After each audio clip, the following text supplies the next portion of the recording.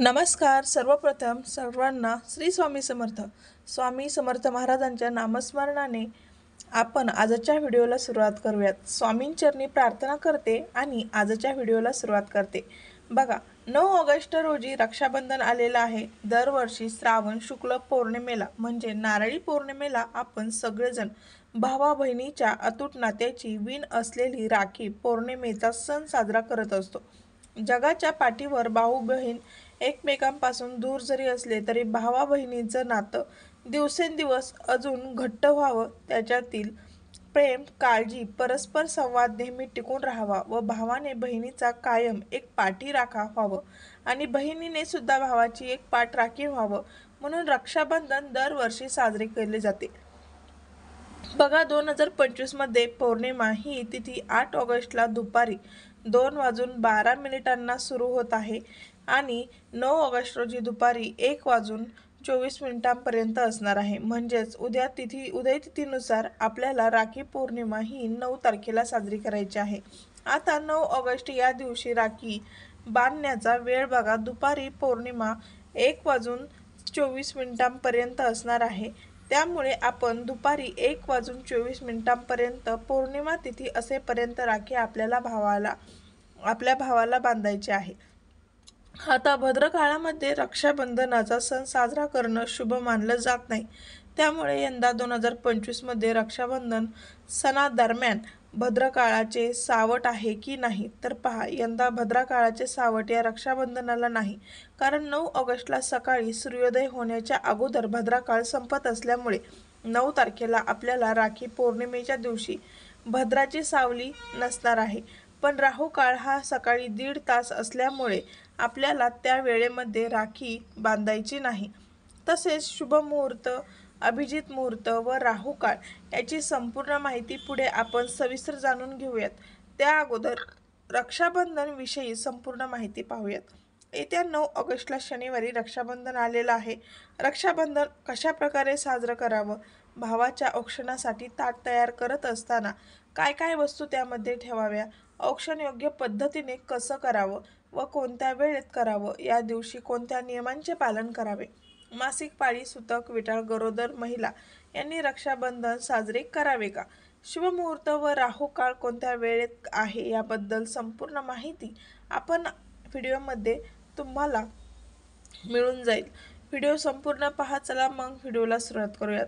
रक्षाबंधनाचा सण जरी भावा बहिणींचा असला तरी राखी ही एक मुलगी आपल्या वडिलांना, एक वहिनी आपल्या दिराला, एक बहीण आपल्या आत्ते भावाला, मावस भावाला, मामे भावाला देखील बांधू शकते. एक आई सुद्धा आपल्या मुलाला राखी बांधू शकते. तसेच एखाद्या घरात फक्त मुलीच झालेल्या आहेत तर यामध्ये एक बहीण सुद्धा आपल्या दुसऱ्या बहिणीला राखी बांधू शकते. बहीण आपल्या भावाचं औक्षण करते आणि त्याच्या उजव्या हाताच्या मनगटावर राखी अर्थात रक्षासूत्र बांधते, जेणेकरून आपल्या भावाला दीर्घायुष्य लाभेल आणि त्यांचे सर्व काही चांगलं होईल. रक्षाबंधनाच्या दिवशी भावाच्या उजव्या हाताला राखी बांधणं हे अत्यंत शुभ मानलं जातं. शास्त्रानुसार उजवा हात हा वर्तमान जीवनातील कर्माचा हात मानला जातो. यासोबतच देवपूजा सुद्धा उजव्या हाताने करावी अशीही मान्यता आहे. भावाचा औक्षण करण्यापूर्वी घरातील देवांचे औक्षण करा व एक राखी देव्हाऱ्याला आवर्जून बांधा. त्यानंतर आपल्या घरातील मंडळींसोबत आपण रक्षाबंधन साजरे करू शकतो. राखी सूर्यास्ताच्या वेळेला बांधू नये. सूर्य मावळल्यानंतर आपल्याला औक्षण करायचं नसतं. तेवढा नियम तुम्ही नक्की पाळा. आता पाहूयात औक्षणाचं ताट कसं तयार करावं. औक्षण करताना कोणकोणते साहित्य लागतात ते आपण प्रथम पाहूयात. तर आपल्याला प्रथम ताम्हणं लागत आहे.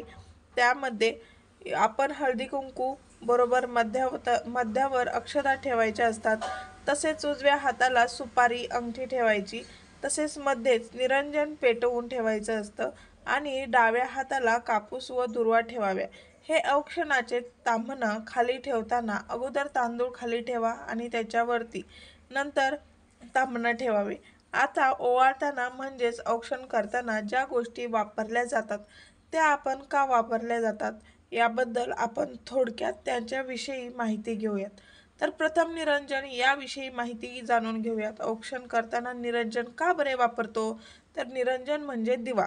जर त्याने ओवाळल्याने त्याच्या आयुष्यातील अंधार जाऊन त्यांचे आयुष्य उजाळून निघावे. निरंजन हे नेहमी 2 वाती किंवा 5 वातीचे असावे. त्यामध्ये तेल घालावे हे लक्षात ठेवा. तूप घालून त्यात फुलवात घालून जे निरंजन आपण तयार करतो ते देवाला ओवाळण्यासाठी वापरावे. हिंदू संस्कृतीत आपण सर्व कार्य अग्नीला साक्ष ठेवून करतो. अग्नी हा परमेश्वर व आपल्यातील दुवा आहे.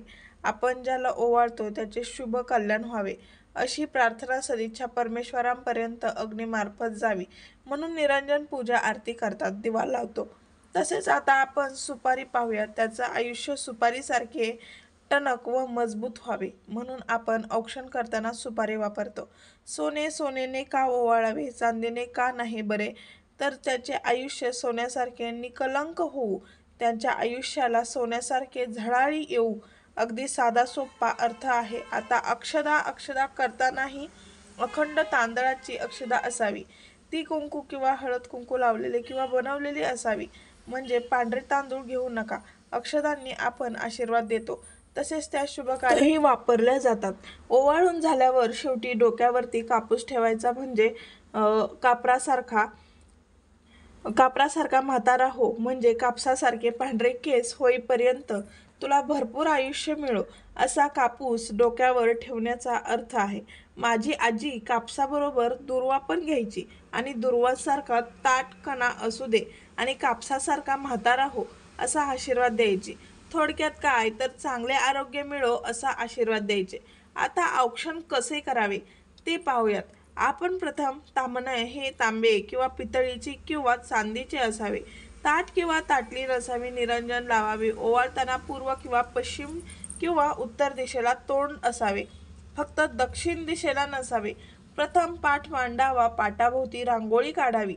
त्या रांगोळीवरती हळदी कुंकू टाकावे. नंतर औक्षण करताना भावाच्या डोक्यावर टोपी किंवा रुमाल ठेवावा. मधल्या बोटाने किंवा अंगठ्याने खालून वर आज्ञाचक्रावरती कुंकू लावावे आणि त्या कुंकुमावर अक्षदा लावून उरलेल्या आशीर्वाद म्हणून अक्षदा त्याच्या डोक्यावरती टाकाव्या. नंतर अंगठी व सुपारी दोन्ही एकत्र घेऊन आपल्या डाव्या बाजूकडून त्याच्या तोंडावरून ओवाळून उजव्या बाजूकडे न्यावी आणि ताम्हणाला स्पर्श करून परत डाव्या बाजूकडून उजव्या बाजूकडे तोंडावरून ओवाळून न्यावी. असं 2 वेळा करायचं आणि नंतर ताम्हणामध्ये सुपारीने अंगठी ठेवून द्यायची.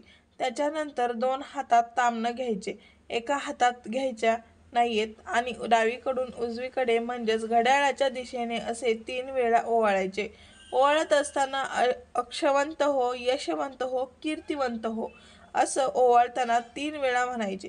ओवाळून झाल्यावरती भावाला राखी बांधावी. राखी बांधताना प्रथम भावाच्या उजव्या हातात नारळ द्यावा. त्यानंतर उजव्या हातात राखी बांधावी. एक गोष्ट लक्षात ठेवा, राखी बांधताना हात मोकळा न ठेवता हातात नारळ देऊनच राखी बांधावी. राखी बांधताना पुढील मंत्र म्हणावा. येन बद्धो बलिराजा दानवेंद्रो महाबलहा तेन त्वाम अनुबंधामि रक्षे माचल माचल. हा मंत्र प्रत्येक बहिणीने राखी बांधताना नक्की म्हणावा.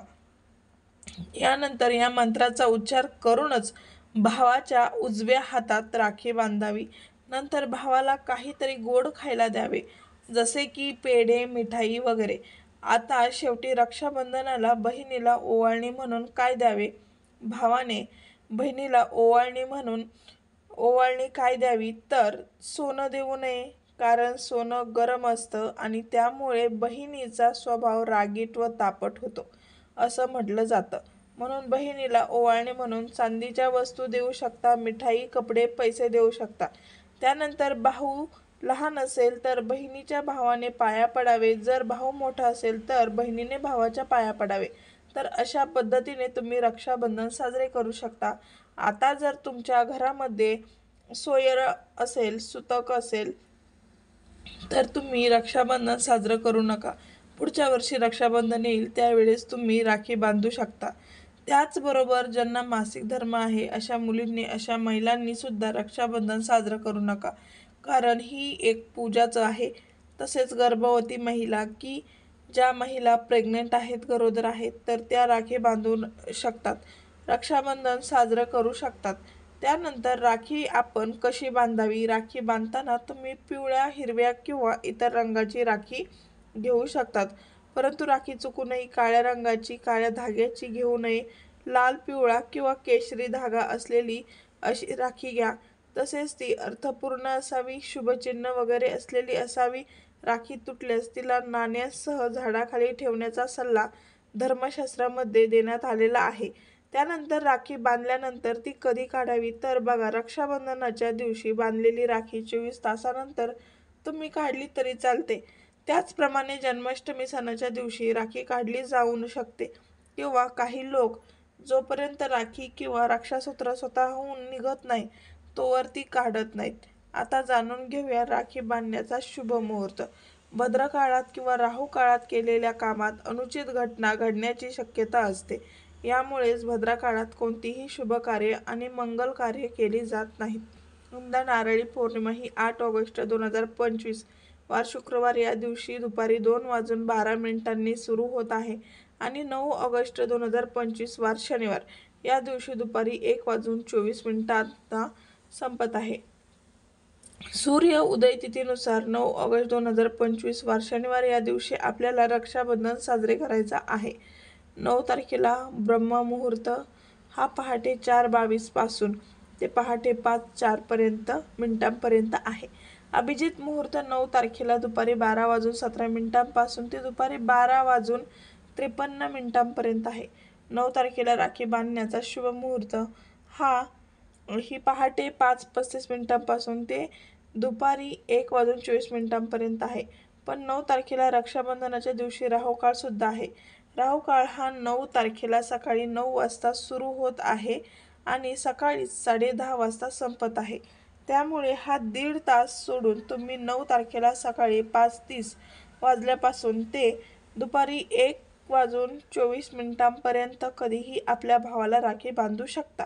जर तुम्हाला पौर्णिमा तिथी संपण्याच्या अगोदरच भावाला राखी बांधायची असेल तर 9 तारखेला दुपारी 1:24 अगोदर तुम्ही राखी बांधू शकता.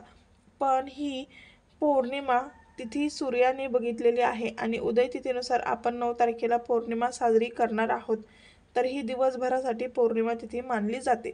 त्यामुळे भले पौर्णिक तिथी संपलेली आहे पण ही सूर्याने बघितलेली आहे, म्हणून 1:24 नंतर सुद्धा दिवसभर तुम्ही भावाला राखी बांधली तरी सुद्धा चालते. दरवर्षी भावाला राखी बांधण्यासाठी भद्रकाळाचा खूप अडथळा असतो, पण यंदा मात्र भद्रकाळ जो आहे तो 8 ऑगस्ट 2025 रोजी दुपारी 2:12 सुरू होत आहे आणि तो 8 तारखेलाच मध्यरात्री 1:52 संपणार आहे. त्यामुळे रक्षाबंधनाच्या दिवशी यंदा भद्रकाळ नाहीये. त्यामुळे संपूर्ण दिवसभर तुम्ही आपल्या भावाला राखी बांधू शकता. पण राहू काळ जो आहे तो आपल्याला वगळायचा आहे आणि राहू काळ सुद्धा फक्त 1.5 तासाचा आहे. 9 तारखेला सकाळी 9 ते 10:30 ही वेळ सोडायची आणि मग दिवसभरामध्ये कधीही तुम्ही आपल्या भावाला राखी बांधू शकता. तर आपण या व्हिडिओच्या माध्यमातून रक्षाबंधनाच्या संदर्भातील संपूर्ण माहिती जाणून घेतलेली आहे. तर ही माहिती तुम्ही जास्तीत जास्त शेअर करा, जेणेकरून इतरांनाही माहिती उपलब्ध होऊन जाईल. तसेच व्हिडिओला लाईक करा, नक्की लाईक करा, शेअर करा, चॅनेलला सबस्क्राईब करा आणि व्हिडिओ शेवटपर्यंत पाहिल्याबद्दल आपणा सर्वांचे अगदी मनापासून खूप खूप आभारी आहे. तसेच तुम्हाला रक्षाबंधनाच्या खूप खूप साऱ्या शुभेच्छा. धन्यवाद. श्री स्वामी समर्थ. जय जय स्वामी समर्थ. रामकृष्ण हरी मंडळी. बाय.